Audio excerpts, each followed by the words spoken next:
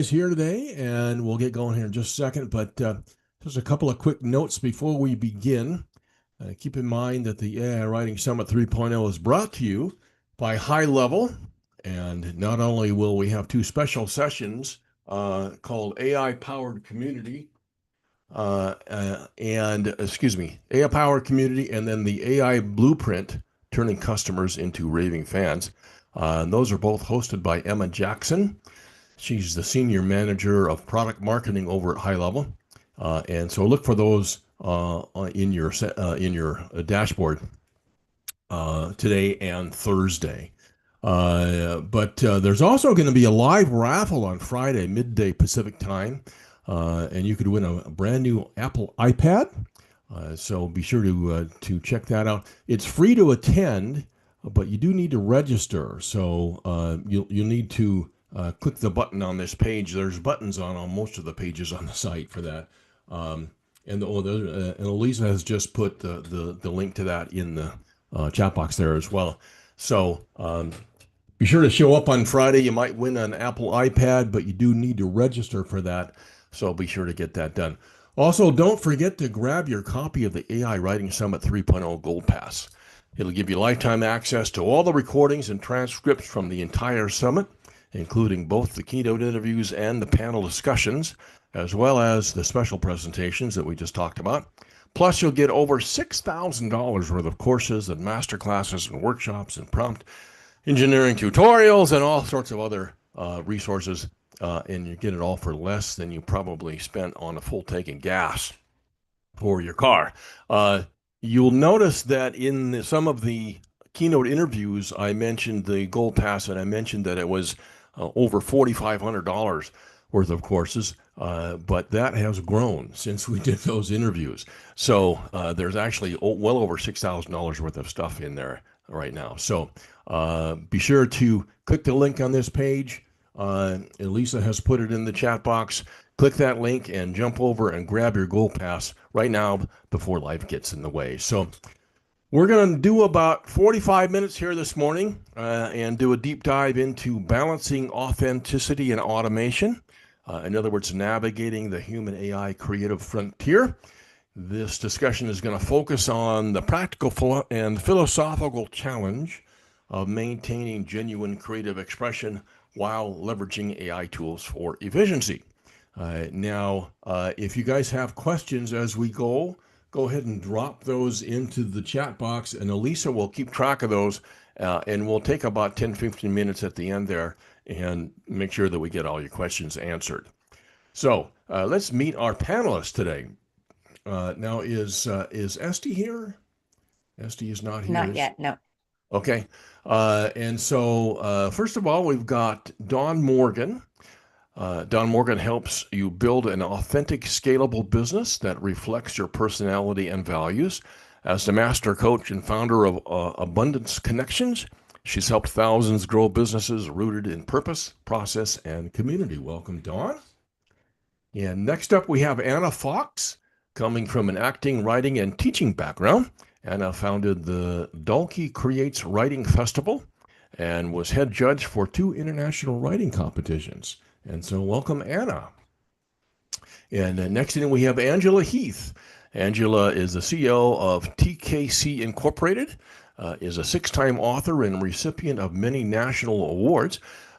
She is the founder of 2 businesses and creator of Simple AI Business Tools, AI Biz Generators, and she has crisscrossed the U.S. speaking and training for 45 of the 50 states. So welcome in, Angela. And last but not least, we have Shannon Hernandez. Shannon knows that when a message loses its depth, a mission loses its momentum. As a messaging and email marketing strategist and creator of the Profit-Driven Messaging Ecosystem, she helps purpose-driven founders and organizations bridge the gap between their message and their mission. So welcome, Shannon. And so, you guys, let's go ahead and just jump right into the questions. And so the first one would be, how do you define your unique voice, and what specific practices help you maintain it when using AI? Oh, excuse me. Let's go ahead, and it looks like Carrie Brunton is here. Is that correct? Yeah, I'll add her as a panelist. She just joined. Okay, awesome. Let's get Carrie in here, and then we'll get her introduced, and then we'll jump into the questions. Um, there she is. Carrie, are you here? There she is. I am. I'm so sorry. Yay, no worries. We're glad you're here. I've Carrie been is an trying to get international in. event strategist and speaker and trainer, and she brings her creative passions to helping entrepreneurs streamline getting clients so that it's an easier and faster process that lets you focus on the parts of the businesses that you love. And so, welcome, Carrie. Thank you so much for having me today. Awesome. Okay, so let's get going on the questions here. So, how do you define your unique voice, and what specific practices help you maintain it when using AI? Let's start with Dawn. Can we get a take from you on that, Dawn? Yeah, absolutely. It's great to be here. I spend most of my days playing with AI, the agentifying them and creating lots of automations for our clients. And that's the question that everybody asks us about how we can use AI to sound like real people.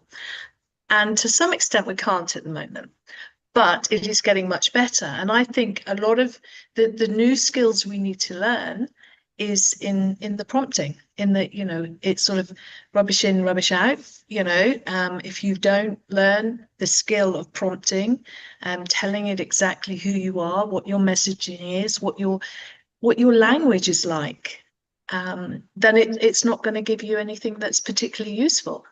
So I think that's the biggest takeaway that we've had over the last sort of year or so, is to really make sure that you're giving the right information to the AI to be able to give you something that is at least partially useful. Hmm. Excellent. Okay. Anna, how do you define your unique voice? Well, I'm going to go against the grain here because I'm a non-fiction book coach, and I know when we were speaking before, I work directly with executive coaches so that they can write their best book and get published. And so I work long form, I work slow, they work hard, and we embrace the grind. And one of the foremost things I would encourage any writer to do is to just do the writing. Like, you can't know what your authentic voice is until you have put yourself on the page. And I think it's really important to talk to your reader on the page instead of trying to be like someone else. And I don't think AI can learn how to do that for you until you understand how you can do that for yourself. And I would always say to a writer, anyone writing, is that speak to your reader on the page, but write to one specific person. Because we don't write in generals, we write in specifics. We don't live our life generally, we live and write specifically, right? So when you're talking to the page, talk to that one person, talk to your reader, and through doing that repetitively, you're going to get much more in contact with your authentic voice. And then you can maybe bring it to AI and experiment with certain things there. But I'm old school, and I'm going to tell you to embrace the grind and do the work. Yes, absolutely. But after you've done that, then what's the best way to take it to AI? I have no idea. Okay. Well, let's Because I'm going to work, yeah, for the work that I do, I'm going to work with them the whole way. We can use AI for research and stats and some facts, that kind of thing. But certainly for the way I work right now, and I've yet to be convinced that this is a better alternative. got it. Okay, cool. Well, let's get a take from Angela on this. How do you define your unique voice? Unique voice is really the way you speak, your style, your tone, your brand brilliance that you put in writing. But I do think we can train AI to sound very authentic. And I use a process with the authors that I coach to do that.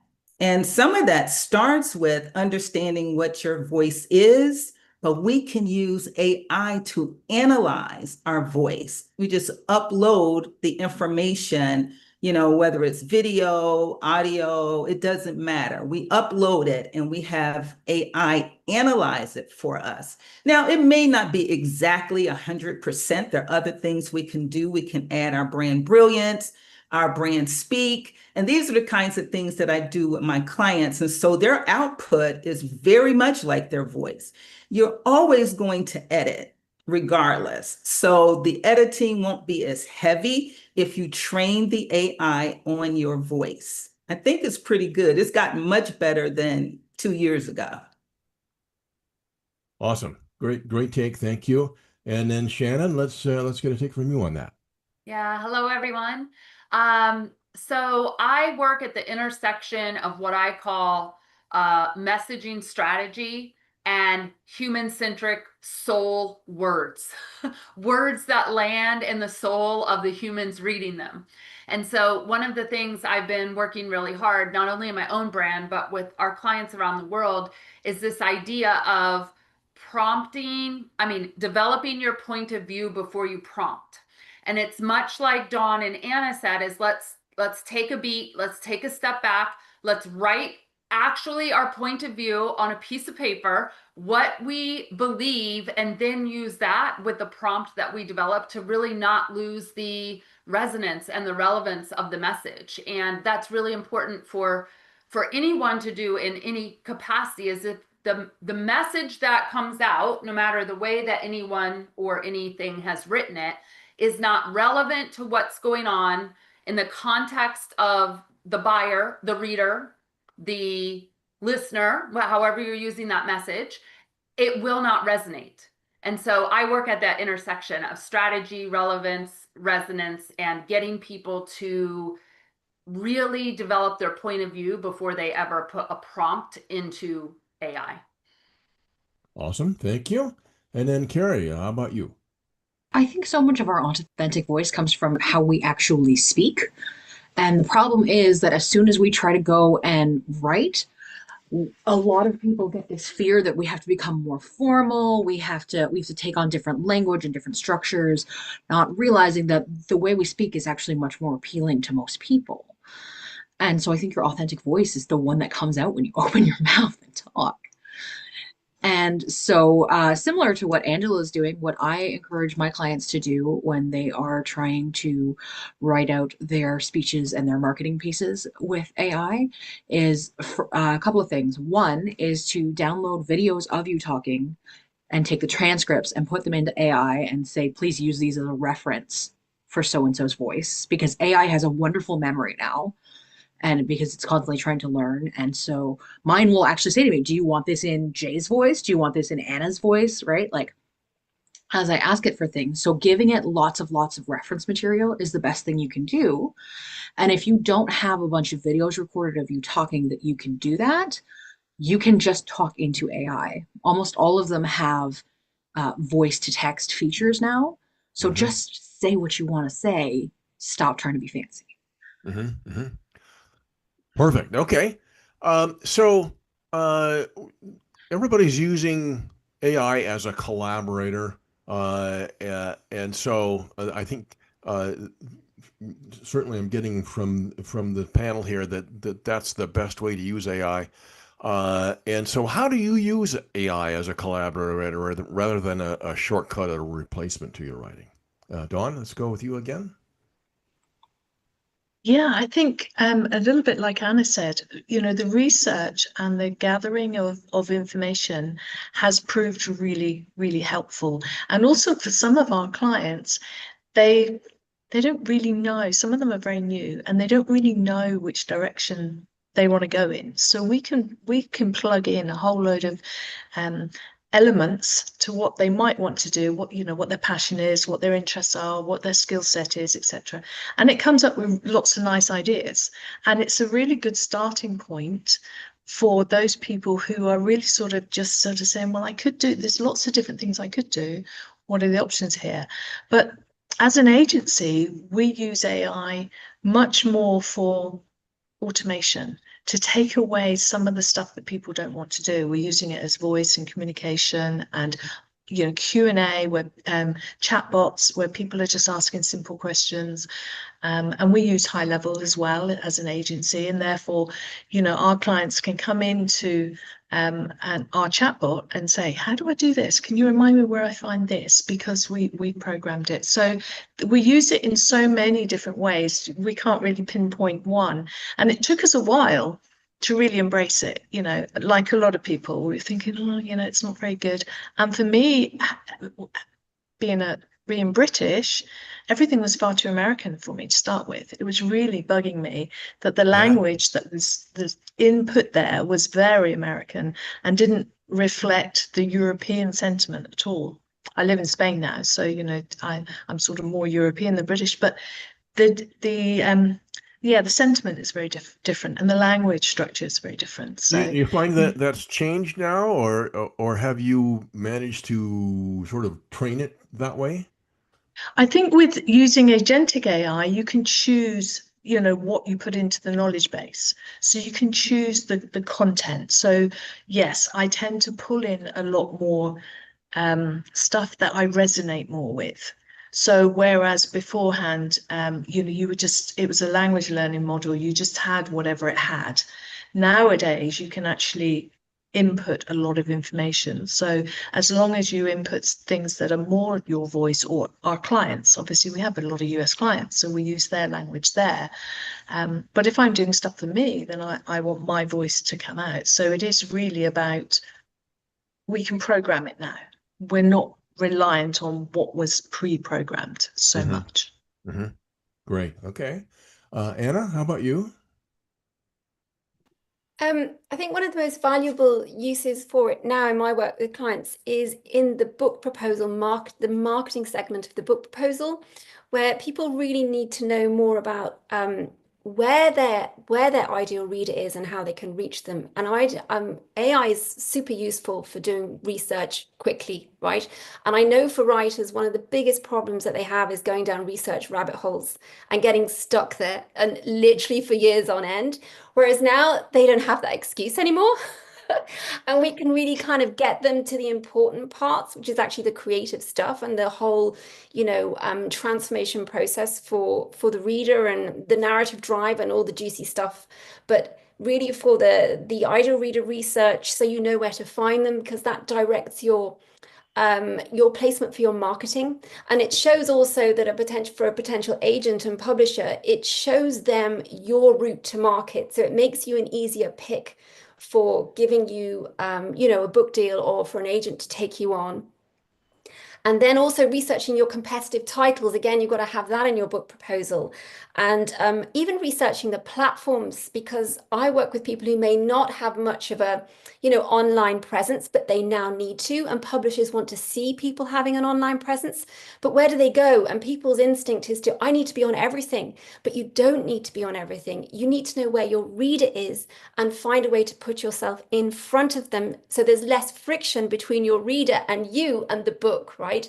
So it's kind of a combination. And I think that when I'm using AI, when I'm considering that, then those are the key points in the marketing section of the book proposal. That's where I'm focusing on it. Awesome. Thank you. Hey, looks like we've got Esty in. Welcome, Esty. Let me get you introduced here. Esty is an award-winning business consultant, marketing genius, internationally acclaimed speaker, and founder of both Strand Consulting and the Better Business School. Esty can turn any idea into money, and her work focuses on guiding small businesses to marketing success on bootstrapped budgets. So welcome, Esty. Glad to see you. Thank you. Glad to be here. So let's have you take on this question as well. How do you use AI as a collaborator rather than a shortcut or replacement? What does it mean, collaborator, meaning working with it? Well, yeah, in other words, as opposed to having it just write everything for you, you're going to have it collaborate with you and give you ideas and help you with the peripheral stuff around the writing, instead of having it write everything for you. Got it. I've never had it do anything for me. It's not competent enough. I see. I've only ever used it as a collaborator. All right, all right. Well, and let's thank you, and we'll get you into the mix here as we go. So, Angela, let's get a take from you on that. Okay, so my clients are business builders who want to position their thought leadership, elevate it. So we start from the very beginning with AI, looking from a business point of view. So we're looking at the ideal reader, and we want to know everything about it. And we allow AI to do the research, give us the references so we can verify all of the information that we're getting out of it. And we start from there. So once we kind of know who that ideal reader is, their pain points, their aspirations, then we look at the business and say, what kind of transformation can this business create that meets the needs of their target audience? Once you do that, the data that you get from AI can help drive everything from your outlines to your marketing to your sales pitch. And so we use a lot of AI in helping our business builders to really figure out, what will this book do for me and how can I position this book so that the customers that I'm looking for are attracted to it and I can extract them from the pages of the book. So we use it a lot for research from the beginning all the way through to the end. Awesome. Thank you. Thank you. And Shannon, how about you? Yeah, I want to talk about two particular instances. I've found AI as a great collaborator to cut down some of the work that I need to do on my end of things. So after a messaging strategy call, I will often, with a client, I will often run the transcript of what happened in this strategy call through AI, and I'm looking for patterns, I'm looking for objections, I'm looking for emotional language. All of that is super helpful to inform me when I go to write my next copy, or if it's their work when they're writing their copy. So using that AI as a conversation tool and then pulling the elements from the marketing that I need from it for those deeper patterns and insights is really helpful. The other thing I've started doing, which has been a lifesaver, is recording every sales call I have or discovery session. And then I built a custom AI proposal builder, and it takes what the client said and translates it into what they'll actually purchase based on what they said. And then it layers in the deliverables and the challenges they're facing, the opportunities, and it just cuts a proposal down what used to take a couple hours down to about 20 minutes. And that's with me doing some revising, but it's very personal because it's their language that they see in the proposal when they get back to them, which has made all the difference. Right, right. All right, awesome. Carrie, how about you? Yeah, first I got to say, Shannon, those were some fantastic ideas. Thank you. I am absolutely stealing those. So thank you. Everyone's And- scribbling on their.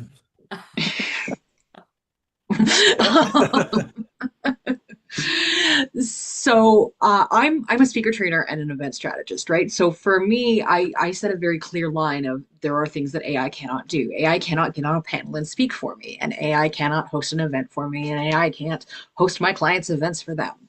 So seeing it from that light and understanding that there's a barrier has been very helpful for me. But one of my absolute favorite things to use AI for is feedback.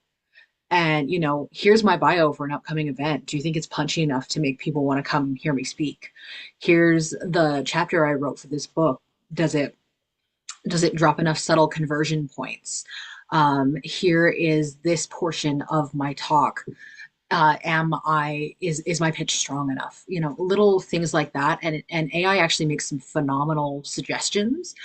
And we talked about layering and input and things. AI is now writing jokes in my own voice. And I gotta tell you, some of them are really good.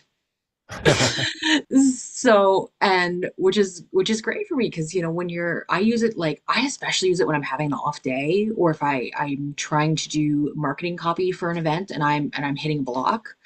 And a lot of the times I do it in tandem. So I will drop, here's what I've written so far, let's work with this. Or I will say, write this, they will write it, I will rewrite it, drop it back in, and we'll go back and forth like I would with a fellow copywriter. Hmm. And so using it as a partner in that way has really sped me along, has absolutely gotten me through some great blocks. And so Yeah. there's great ways Save to use it. save hours and hours of time and anguish, right? Absolutely. Yeah. Awesome. Thank you. And by the way, for the attendees, you guys, if you do have questions as we go, please go ahead and drop them in the chat, and we will have a quick question and answer session here right at the end. So let's move on. How was working with AI? How has working with AI changed your understanding of your own creative strengths and weaknesses? Dawn? Yeah, this is one of the things I use AI for, is to critique what I'm thinking, what my plan is, what my structure is, what just sort of, we use it, we get AI to check our emails and give us a to-do list. We add tasks into, we use Fathom to record things. So we then transfer the Fathom tasks into our Asana projects, etc. So we are using it really to help us coordinate our days, but also I use it quite often and get it to ask me questions. So I will, if I'm planning something, or we've got a project coming in, then I'll give it the information of what I think we should be doing and how I feel I should structure it. And then I'll ask it to sort of critique it and come back to me. And have I missed anything? Is there anything else I could add in there? And I found that quite useful. And what it's doing is it's showing me that sometimes when we've been using processes or systems and ideas for a while, we're missing things because we get into a routine to do things in a particular way. And AI sometimes will, throw a bit of a spanner in the works. So say, hey, you're not thinking about this either. And therefore, and especially with AI going the way it's going, it's moving in such a fast way. I will ask AI to sort of say, this is what I want to do. This is the software I'm using, which is generally high level. What's the best way of doing this? And it shows me where I'm missing bits. And I think that's been really helpful. Amazing. Okay, cool. Anna, how about you? Well, in a similar way, they're not quite the same. I have found it useful for helping me organize my time and my business. So as a book coach, I run my own business, but I have to work in my business and I need to find time to work on my business, right? So you've got all these tasks to do all the time and they never end. So I do find sometimes if I'm feeling a bit overwhelmed and I know I've got a load of stuff to do and I don't know where to start, then I have, even last week, I was putting into AI, show me a timeline, help me organize my priorities in terms of what needs to be done, first, second, third kind of thing. And that helped me just give a bit more structure to my week. So I got the framework, if you like. And then in terms of actual creative output, I like to do that myself, but now I have a framework within which I can develop it. So I found it really useful for frameworking my creative processes, actually. Great, great, great. Okay, Angela, how about you? Yeah, I also use it to create frameworks for clients to help them think about their business and where they want to take their business in a unique way. So the analyzing that AI can do has showed me I am not as brilliant as I once thought, because I'd have it look at different industries, different segments. I do a pretty thorough analysis when we're working before we even write a book or write anything. And so it will, and I always challenge it. I say, what am I missing? I said, why is it possible that this would not work and why not? So when I get all of that rich data in, I find that my decision making is much better than before AI because it's bringing in those little nuances and facts and figures that I could have never thought of. So I really love it as a research and analyst kind of. I use it that way myself a lot. Yeah, it gives me stuff that I didn't think about or missed, or you know, you think you know something, and then you ask it, and you go, oh, yeah, there's that and that and that too, right? So yeah, it And I can. also build into my prompt when I tell it, what am I missing? I build into the prompt, I tell it, stop being agreeable, because you know how, Yeah. oh, fantastic idea. Stop being agreeable. I want you to be a critic and look at this concept and tell me why it may not work. Tell me Yes. where the blind spots are. When you tell it to stop being agreeable, you're going to get a whole different level of Yes. output. Now, I always tell it, do not lie to me. Do not blow smoke or lie or give me anything that's not real. Um, a quick story. I was doing some research one time, and I wanted it to give me this report on a certain aspect of something. I won't go deep into what it was, but it gave me this whole thing, and I was looking at it, and I said, "Well, I better check on that." And I went through, and this huge, 5-page report that it generated for me. Every bit of it was complete BS. It was it was quoting authors and books that didn't exist, and reports and scientific reports that it was completely made up. It was unbelievable. Anyway, so yeah, I always tell it, do not lie to me. Give me only real world results and and stuff like that. So, and it'll do that when you say that, then it'll give you what you want. So, uh, Esty, let's get a take from you on this. How has working with AI changed your understanding of your creative strengths and weaknesses? Hmm. I don't know that it's changed my understanding. It's just helped me fire a bunch of people. I Uh, see. Okay. Meaning I use AI like a paid assistant. We call her Mhm. Chat in my company for Chat AI. And she has replaced baseline copywriter, basic research. I used AI to open my own publishing house. Mhm. I didn't need to hire anyone for it. You have to know what questions to ask. You have to know enough to get the right guidance. And then she's obviously a she. By the way, if you call 1-800-ChatGPT, it's a woman's voice. So it's obviously a she.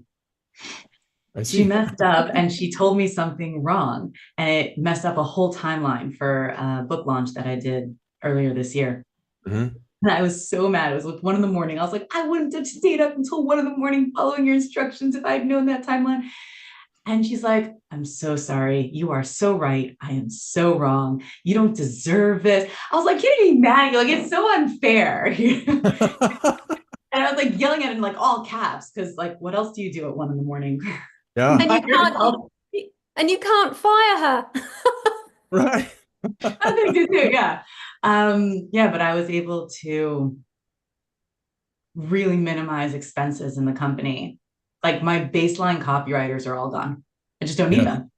Right? Yes. We've AI done the does same all thing. of my basic copy for me, where I used to have to pay people to do that. And then I would always edit and tweak it and add my piece. I wrote an article for a magazine, maybe it was last year. I wasn't sure about the angle. I know my information. So I fed it my information. I was like, all right, this is the request for the article. Give me a base. And it gave me a really good base. I was like, wow. I got half an hour of tweaking. I was like, this is perfect, right? Took my information, took my insights, structured it really well. I would never copy paste from it, but I would never copy paste from anyone else if it's coming from me. Sure. I just Yeah. look at AI as another person, even though it's not. Yeah. Yeah. Yeah, we've done the same thing. We had 3 full-time semi-full-time copywriters a couple of years ago, and it's just me and AI now. So Yeah, it's copywriters, I think, are one of the industries that are, it's one of the first ones to fall. Yes. yeah, it's Uh, not dead, but you have to have a totally different angle, right? Your you've people got are you've not the got to same adjust. people. You got to pivot. The people are hiring copywriters who can use AI to generate copy. Correct. So they can Yes. work a lot faster, right? Yes. People who don't want to do it themselves, who don't want to go into AI and feed it anything. Your angle as a copywriter is I'm not your AI, but I will do it faster, smarter, better, and produce 10x what you used to. Yes, exactly. Yep. All right. Thanks, Esty. Shannon, let's get a take from you on this. Yes, I am so glad I get to comment on this topic. I'm going to start with a quick story. So 1 year ago,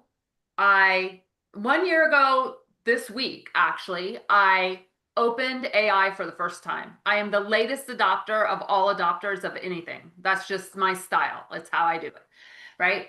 So I was like, okay, I'm going to stop. I need to at least know what's going on. And what I realized, because I'm going to get back to the question, which is how has AI changed understanding my strengths and my weaknesses?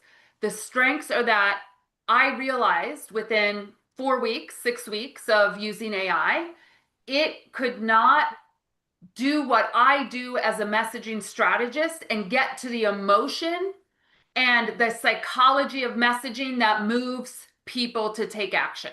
It doesn't matter what action we're talking about, but moves people to take action. And there was a moment where I watched everyone in my industry that I knew pivot fast from I'm not going to have a job as a marketing strategist, I'm not going to have a job as a copywriter, and they started selling AI prompts. And I was like, I am not doing that shit. That is not my gift to the world. My gift to the world is messaging that is human and messaging that converts. And so to Esty's point, I've never just used the word copywriter because I'm actually a messaging architect. I help you architect the message of an entire moving brand and get it together. And so AI showed me, one, I still have the gift of human-centric psychology of messaging based words, but also that I can synthesize stuff and connect dots and see things that most humans cannot see in terms of their overall messaging ecosystem in their business and in their brand. And that took a lot of pressure off of me because I didn't want to lose my $1 million company that I've built, right? With the people that I'm helping all over the world. And so I did have to innovate, but I did not throw everything out and jump on a bandwagon. And I can tell you, it was probably one of the best decisions a year later that I've ever made because we positioned the company very differently than how it was 12 months ago. Yeah. You pivoted, you adjusted with it, right? Yeah. Yeah. Perfect. Okay, Carrie, let's get a take from you on this. Yeah.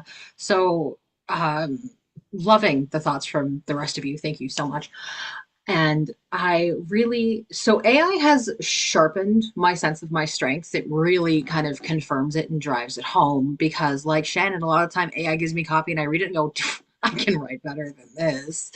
Because you're right, the AI doesn't tell our stories. Because it doesn't know our stories unless we tell it to them. So a lot of the times I will look at what AI has given me and I will just be like, no. I will write something else because it doesn't have the story and the emotional connections that I do. And so it has really strengthened my knowledge that, yeah, I'm actually a really good marketer. Enough that I can look at that and be like, no, this is not what we want. As for my weaknesses, it's made me a lot less frustrated with my weaknesses because you plow through them so much. You can plow through them a lot faster. And it's like, oh, I'm blocked today. I can use AI to push through that. I am completely stuck on this. And, I'm not amazing at Excel formulas, but you know who is? ChatGPT. And when I say I want Excel to do this and this today, and it goes, here's your formula. And I go, that used to take me half an hour of researching things on Google and reading through Reddit threads. Right. So it's made me a lot less frustrated with my weaknesses because they're not as hindering as they used to be. So I'm actually more excited about my strengths and more excited about my weaknesses. And I still get to play in my favorite sandboxes and have a lot of fun. Perfect. Okay, cool. Well, there was a question that came in, and it actually is a question that I was going to ask anyway. And so it's talking about what particular AIs do you find most useful for which tasks? So basically, it's let's go around the circle and give us your favorite platforms and what you use them for. Dawn? Yeah, well, this has changed over this last year. I've moved and I've changed, and I've tried lots of different ones now. For those of you who use High Level or have seen it, they've just done a massive AI agent update. So that's where I'm playing now. But I do use Claude and ChatGPT, and when I'm trying to get something that, some information, I will use 2 or 3 different ones to see how that comes through. I've not played much with the video or the imaging, because the last time I played with imaging, it was really, there were too many errors in it, and it didn't sort of show. I think it's fine for playing with. I introduced my mum to it actually a couple of months ago, and if you upload a photograph of somebody, my grandson, then it gives you a cartoon version of it, which was a novelty thing to be playing with. And I think there are some things that are quite novelty, but from a business perspective, we're really looking now at agentic AI. So how do we take, what was a language learning model and put it into a complete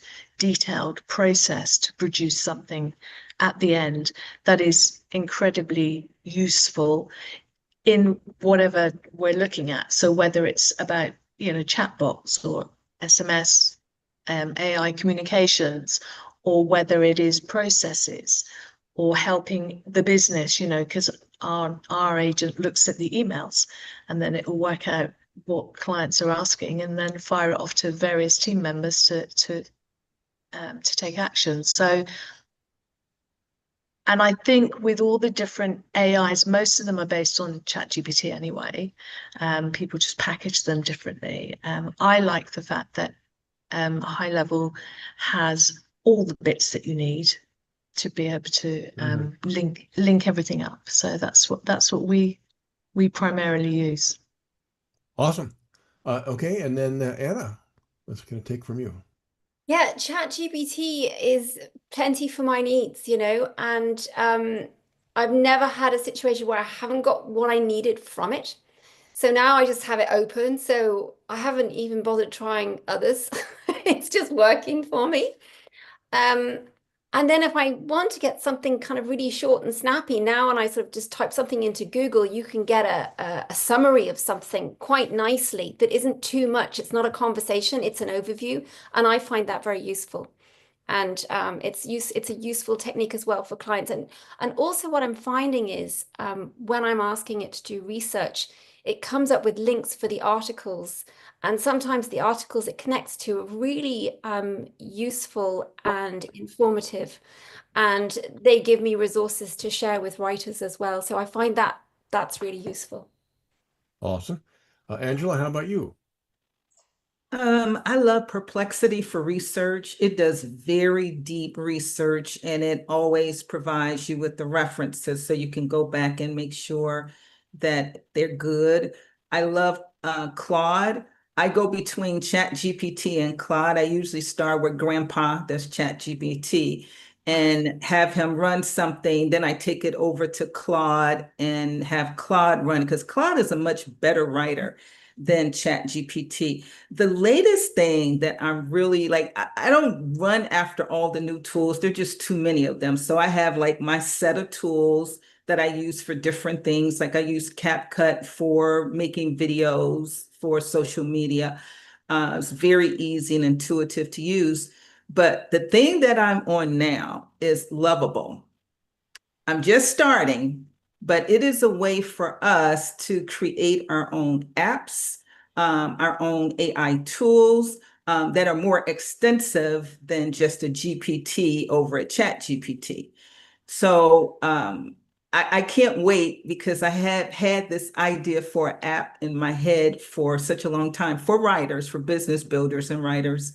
And I just didn't want to spend the $50,000-$60,000 at the beginning to pay an expert. But with Lovable, I'm going to be able to do it very cheaply and very quickly. So Yes, you can that's create my your own favorite now. agents over at Lovable. No code agents. You can tell it this is what I want, and it'll go write the code for you and bring you back an agent. It's pretty wild. Yeah, it's How do you called spell that? I vibe don't know this tool. I want it. It's called vibe coding, meaning that you're Vibe coding coding, yes. with your language. Yep. Yep. MyCoding, my coding. VIBE. Vibe. Vibe. Vibe. Oh, VIBE. vibe coding. Yes. Okay, I'm gonna look it up. Thank you. Oh, I love learning. And so, yeah, Essie, let's get a take from you on this. What's your favorite platform? I just use chat. Yeah. I have it integrated into some of my other tools, right? So I use Canva a lot. Kind of got rid of my baseline graphic designers. And Canva has integrated AI that is phenomenal. Yep. That I use all the time.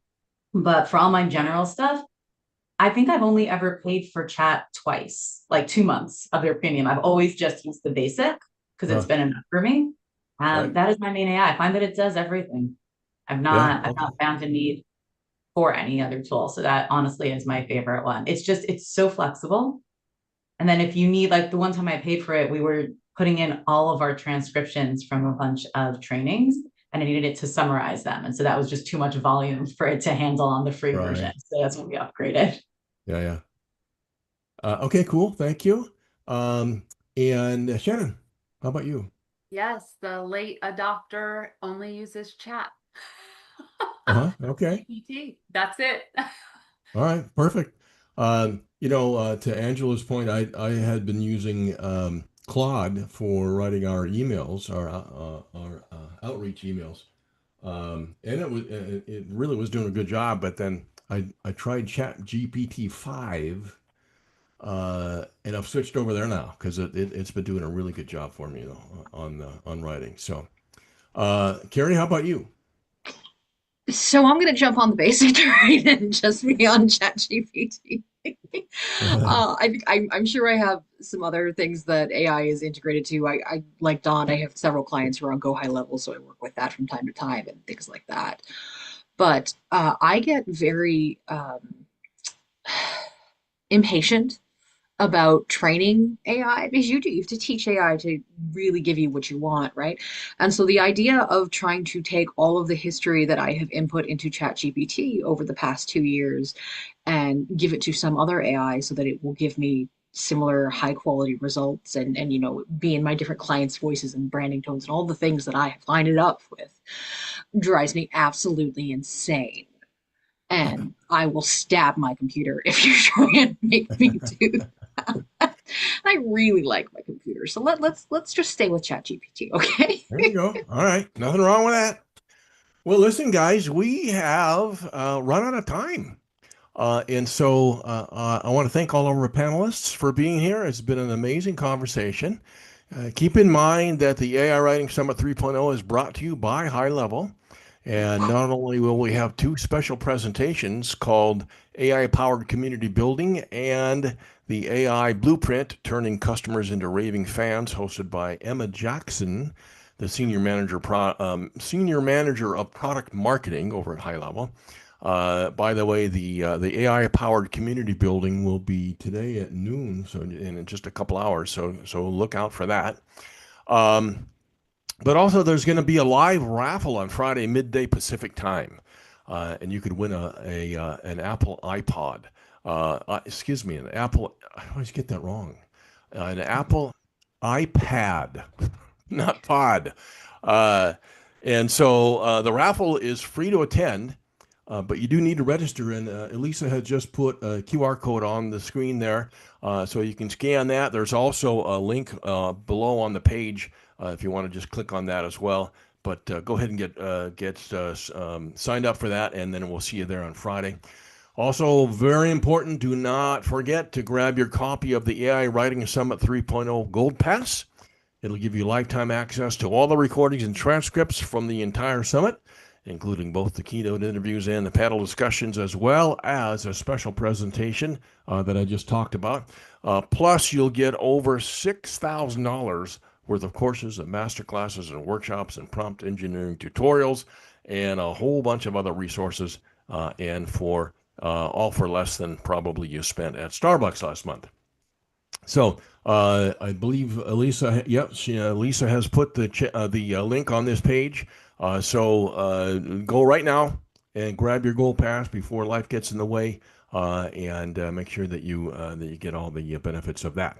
So make sure to check out all the other keynote interviews as they come available on the pages today and for the rest of the week. And we'll see you later this afternoon at 1 o'clock Pacific, when we'll be delving deeply into advanced AI strategies for modern storytellers. That's our panel discussion number 4 here later today.